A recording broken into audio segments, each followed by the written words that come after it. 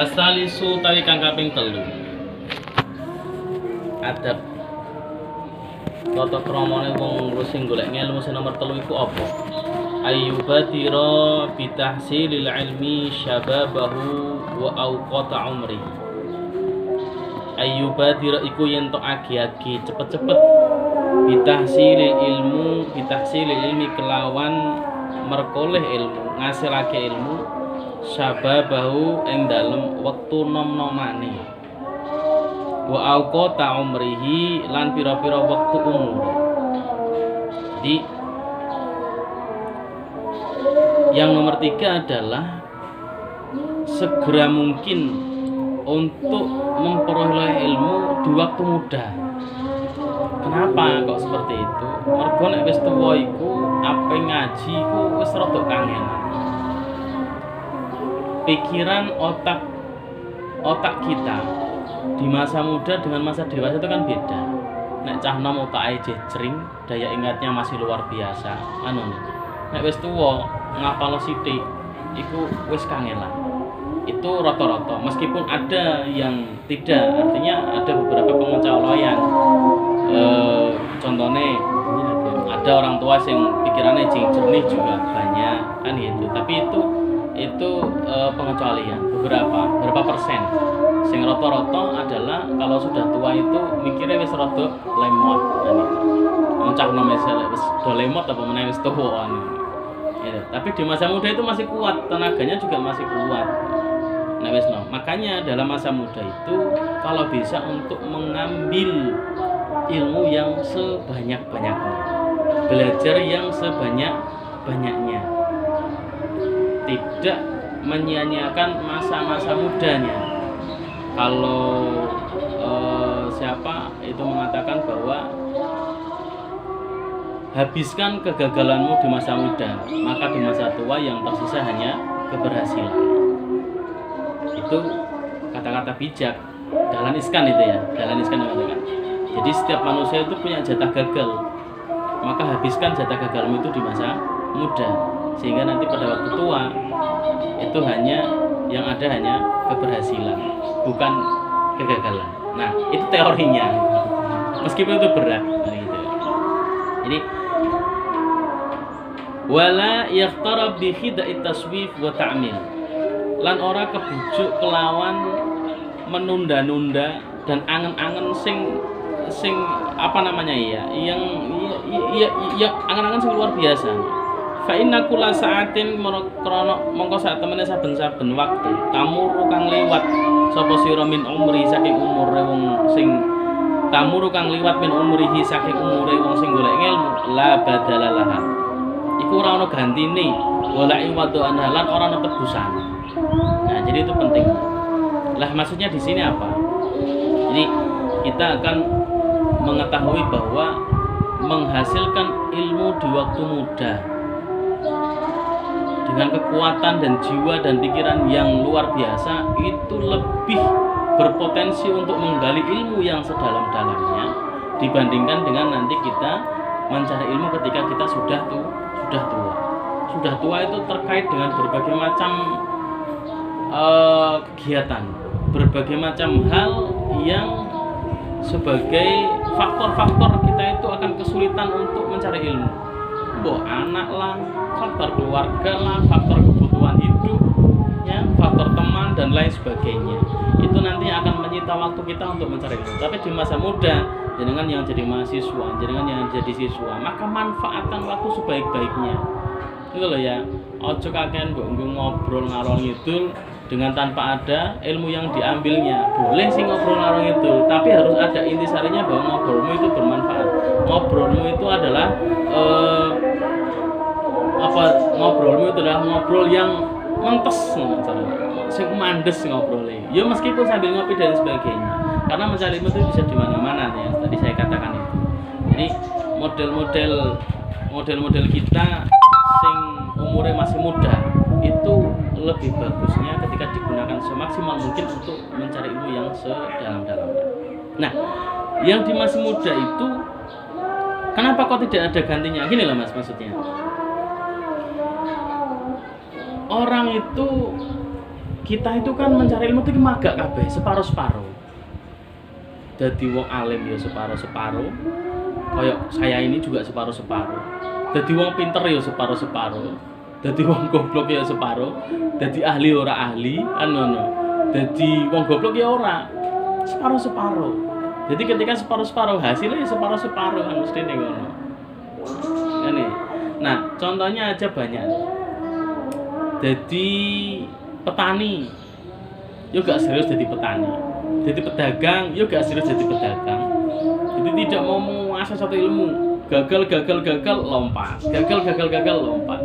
Jadi ilmunya itu, nah tapi kegagalan itu nanti akan diakumulasi menjadi sebuah kebaikan. Itu kalau kita bisa mengambil intisarinya. Kan begitu. Nah, jadi kita itu separuh-separuh. Kalau bisa itu jangan separuh-separuh, menjadi ahli yang benar-benar ahli. 10 tahun, 20 tahun yang akan datang, jenengan yang akan jadi ahli. Karena kita Indonesia itu memiliki segalanya. Tapi banyak Indonesia itu yang di Indonesia itu banyak yang kemampuan anak bangsa itu tidak tercover. Entah itu karena kepentingan politik, entah itu karena kepentingan pribadi, entah kepentingan golongan, itu selalu terbentur di situ. Nah, memang saat ini sedang seperti itu. Nah, ketika sudah berjalan sesuai dengan relnya, nanti yang ahli akan menempati bidang yang ahli. Kita lihat Rasulullah mengatakan, "Idza wusidal amru ila ghairi ahli fantadiri sa'a." Ketika suatu keahlian itu tidak diserahkan pada ahlinya, suatu bidang tidak diserahkan pada ahlinya, maka tunggu tanda kehancurannya. Contohnya apa? Ahli agama, utawa ahli politik, utawa ahli arsitektur, dikon ngimami utawa ngurusi dalam bidang agama kan nyolati. Yang terbaru itu kan lucu ya, yang yang kasus Covid itu loh. Sing nyolati menawa kan lupa itu. Jadi sholat sing nyolati ora kiyaine, sing nyolati tenaga medisnya dengan pakaian astronot apa itu, pakai ADP yang lengkap, sehingga sholatnya ada rukuk dan sujudnya segala macam. Itu kan lucu. Meskipun sebenarnya mungkin dia bisa kan, tapi karena dia bukan ahli akhirnya lupa juga. Oh, saya ahli kadang lupa. Sholat sunnah sholat jenazah pakai rukuk, pakai sujud loh. Itu karena bukan ahli. Ketika yang bukan ahlinya menangani sesuatu, maka tunggu saat kehancurannya. Itu lucu sekali, tapi saya juga sedih itu loh. Kok waduh, seandainya yang jadi mayitnya itu adalah saudara saya, piye perasaan? Aku gak oleh nyolati, sing nyolati kono, sing nyolati malah ono rukuk sujud lah. Piye jajal. Ini yang menyebabkan sesuatu yang bukan pada ahlinya itu seperti itu.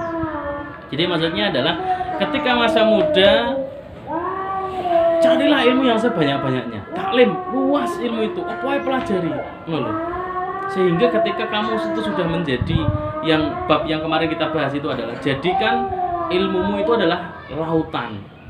Kemudian adabnya itu jadikan sebagai bumbu atau sebagai tepung yang membuat renyah pada ilmu itu. Nah, yang kemarin sudah katakan itu. Nah, ketika kita pada masa muda sudah mencari hal yang sangat banyak, taklim yang sangat luas, sehingga kita menjadi tenaga ahli yang dalam waktu tempo yang tidak terlalu tua. Itu maksudnya. Jadi keadaan-keadaan yang seperti ini harus diperhatikan. Ulama-ulama dulu sudah mengatakan seperti ini. Tapi saiki iku bocah tercerabut semua. Entah itu dari sisi muridnya, entah itu dari gurunya.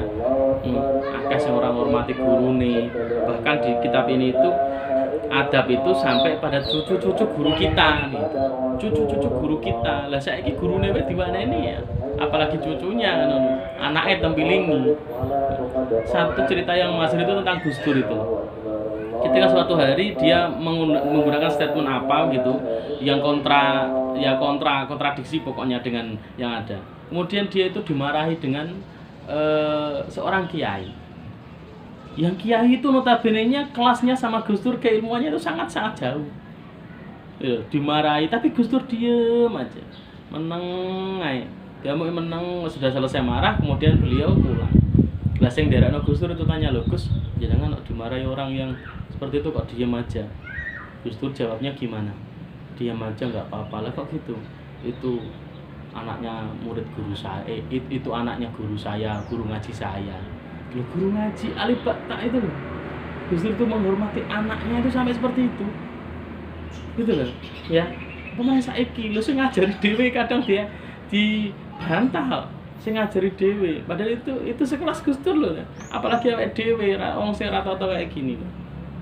Ya, Gus Dur itu menghormati anaknya, guru ngajinya itu sampai seperti itu. Padahal cara Gus Dur mau mendebat dia tetap kalah dengan keilmuannya, tapi Gus Dur diam. Itu adab. Ya, itu adab. Nah, itu penting itu. Itu yang hilang dari kita itu. Itu ruh dari pendidikan itu ya itu. Itu yang hilang dari kita. Wa iyaqa'a ma qadar alaihi min alaiki asyaghilati wal awaiki almani'ati an tamamit talabi wa badlil ijtihad wa quwwatil jiddi fi tahsin fa innaha qawatu tariqatit ta'allum. Putuslah hal-hal yang menyebabkan urusan kalian untuk mencari ilmu itu menjadi tidak sempurna. Jadi hal-hal yang memutuskan sampean untuk mencari ilmu itu tidak sempurna. Di bawah nanti ada salah satunya adalah kita tidak boleh berkumpul dengan orang-orang yang akhlaknya jahat. Ini ada beberapa pindahan. Nah, digarisbawahi oleh Mbah Hashim bahwa ketika kamu akidahmu itu kuat, ketika kamu itu ngelmumu sudah kuat, dasarmu sudah kuat, maka bergaullah dengan segala macam orang. Intinya ketika bergaul kamu itu tidak terpengaruh, tapi kamu bisa mempengaruhi. Lah posisinya sekarang kan tidak, kamu itu kan masih terpengaruh. Ana kancamu ngono kowe sing melu. Ana kancamu ora sembayang kowe melu ora sembayang.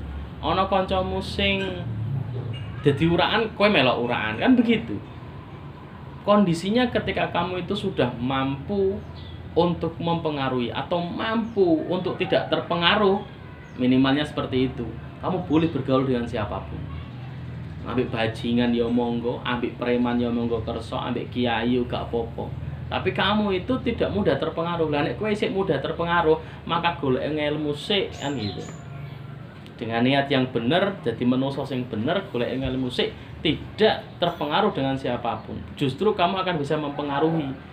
Yang kamu bisa terpengaruh ketika itu pengaruh yang baik itu akan masuk pada dirimu, tapi pengaruh yang jahat tidak akan masuk. Masuk pun itu akan hanya jadi mainan oleh kamu. Kan begitu.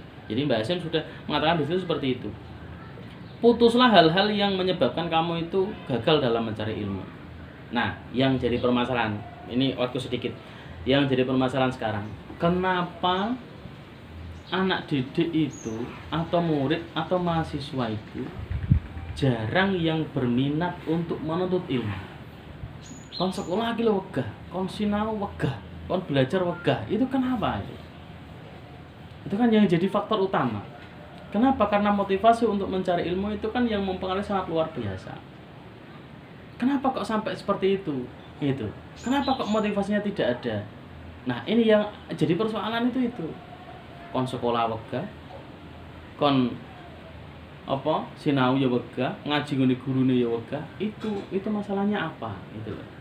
Kenapa? Karena belum begitu paham bahwa esensi ilmunya itu di mana. Urung klik gitu loh. Ketika kita paham bahwa ilmu itu sangat luar biasa, maka dia akan haus untuk mencari ilmu. Lah, tugas utama para pendidik nantinya adalah memunculkan motivasi itu dari anak didik. Sehingga ketika motivasinya sudah keluar untuk menggali sebuah ilmu, maka dia akan mencari ilmu itu sampai kemanapun ilmu itu berada. Bahkan cara dadi guru nih ngasih kesel ngelayani murid. Nah, ketika itu maka mudah sekali ilmu itu masuk. Tapi ketika anak itu sudah enggak, alah, niat wae rekoso, apa kon niat tenanan ya ora mangkat sekolah disangoni sik lagi gelem mangkat, utawa digawakno keprok lagi gelem mangkat, kan ini repot, gitu loh. Ini repot. Nah, kenapa kok bisa sampai seperti itu tuh kenapa? Ini penting kan gitu. Itu kenapa? Karena itu pondasinya. Ketika kita nggak memiliki niat untuk menggali ilmu itu, maka tidak ada apa yang kita lakukan itu tidak akan rajin, tidak akan ya sesuai dengan niat kita. Itu penting. Itu nanti tugas di guru. Ya. Karena masih anak-anak itu justru kan tidak mengetahui pentingnya ilmu itu apa. Ini kan tidak mengetahui. Tapi kalau sudah mahasiswa nanti bisa korelasi sendiri itu. Nah, itu berasal dari dimunculkannya dari dari pendidiknya itu sendiri. Mungkin itu yang bisa saya sampaikan untuk pertemuan kali ini. Sudah agak lama gitu ya. Nanti kalau terlalu lama kita malah belayang kemana-mana, sehingga cukupkan dari sampai di sini. Ketika ada yang masih kurang puas dengan apa yang saya jelaskan, nanti bisa eksplor sendiri di kitab Adabut Ta'lim wal Muta'allim. Sampai di sini, semoga bermanfaat. Assalamualaikum warahmatullahi wabarakatuh.